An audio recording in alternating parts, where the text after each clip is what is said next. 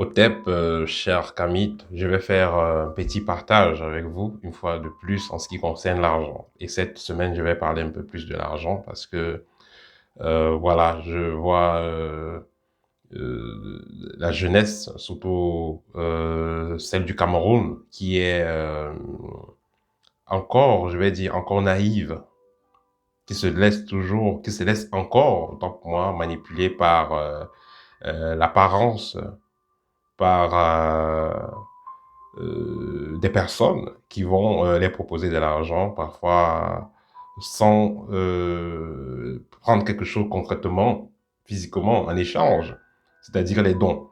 Bon, je vais parler des dons, je vais parler de la vente des âmes, ce qu'on appelle souvent chez nous au Cameroun le famla ou le con. Vous savez, l'argent, c'est une énergie et l'argent dans la vie de tout un chacun, ça vient, ça part. On ne connaît pas des personnes. Connaissez-vous des gens qui sont morts les enterrés avec l'argent, avec des milliards ou des millions? Non. Vous allez mourir, votre argent va rester dans les comptes bancaires, la famille va prendre cet argent utilisé, ou votre conjoint, ou l'État, si personne ne vient réclamer, ou des banques, ça reste bloqué. Quand vous mourrez, les biens que vous avez, les maisons, les voitures, les comptes bancaires, votre téléphone, votre iPhone, tout ce que vous avez, ça reste. Vous ne partez avec rien. Tout ce que vous allez partir avec, c'est le record que vous aurez fait, et l'enseignement que vous aurez de nos gens, l'expérience que vous aurez de nos gens, le bien que vous aurez fait à autrui, c'est ça qui reste quand vous mourrez.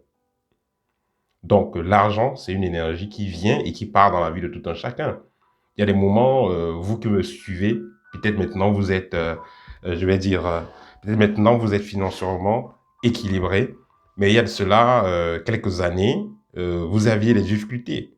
Nous sommes presque tous passés par là. C'est pas parce que vous avez des difficultés financières maintenant que vous allez aller prendre l'argent chez n'importe qui.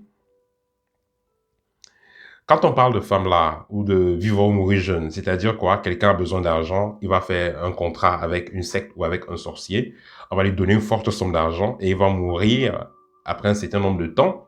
Ça sera une forme de mort mystique. Et dès qu'il va mourir, il sera récupéré pour aller travailler, son esprit sera récupéré, entre guillemets, pour aller travailler dans une autre dimension, ou même dans une dimension proche à la 3D. Donc, c'est des choses qui sont réelles. Il y a des gens qui, peut-être, sont fatigués de souffrir par ignorance, vont aller faire des pactes avec des sectes ou des sorciers pour avoir certains avantages. Or, ce que vous ignorez, c'est que la souffrance fait grandir. Les moments difficiles dans la vie, ça fait devenir mature. Si moi, je n'avais pas passé des moments de difficulté dans la vie, des moments de souffrance, je n'allais jamais gagner cette expérience que je partage avec vous. On dit souvent quelque part, un océan calme ne fait pas de bons marins. Tout ce que vous allez voir dans la vie qui ont un succès, une prospérité, c'est des gens qui sont passés par le feu.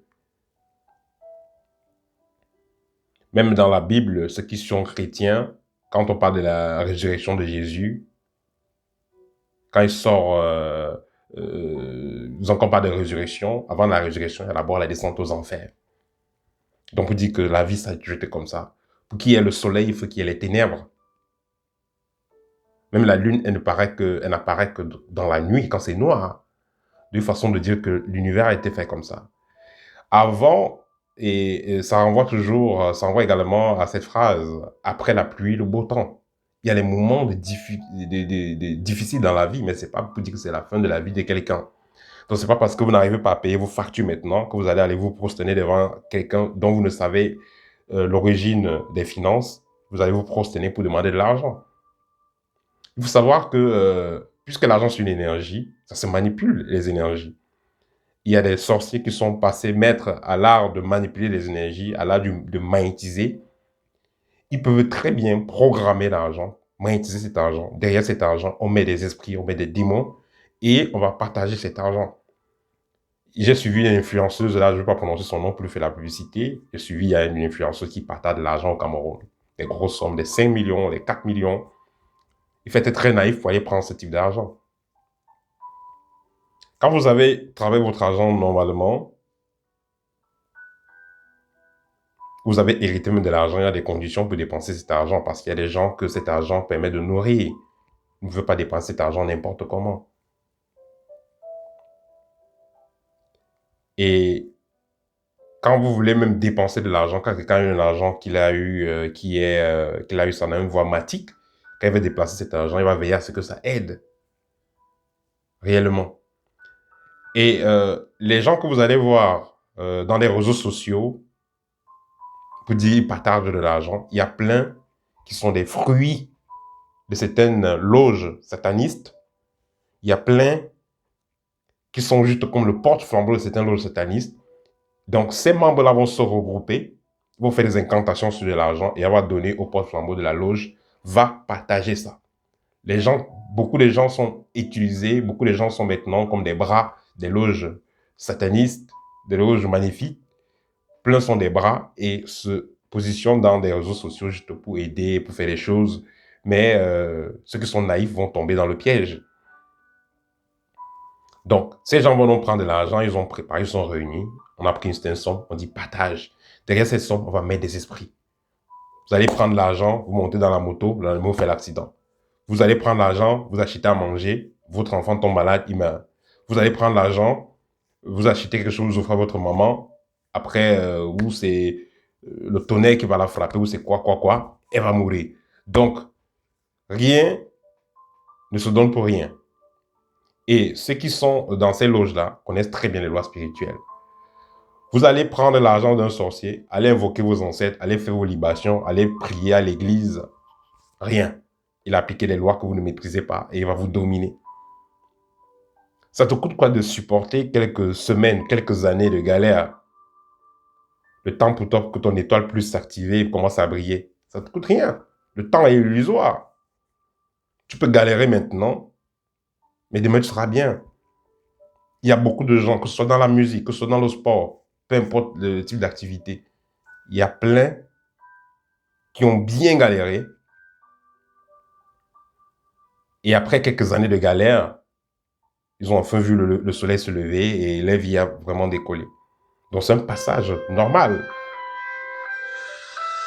Donc c'est un passage normal que de galérer pendant une période dans sa vie.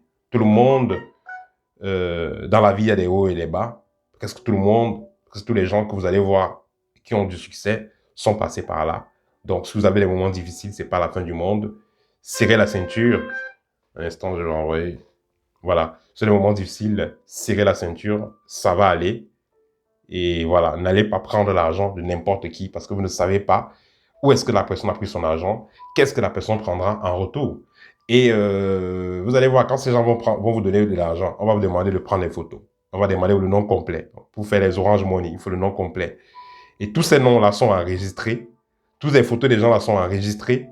Et tôt ou tard, la personne va faire une réclamation dans le plan spirituel et va récupérer ce qu'elle a envie de récupérer sur vous ou dans votre vie ou dans la vie des membres de votre famille.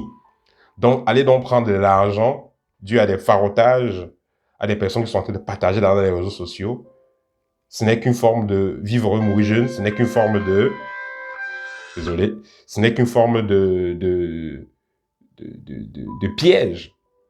Parce que vous allez aller prendre l'argent et demain ou après-demain, vous aurez un proche de votre famille qui va décéder.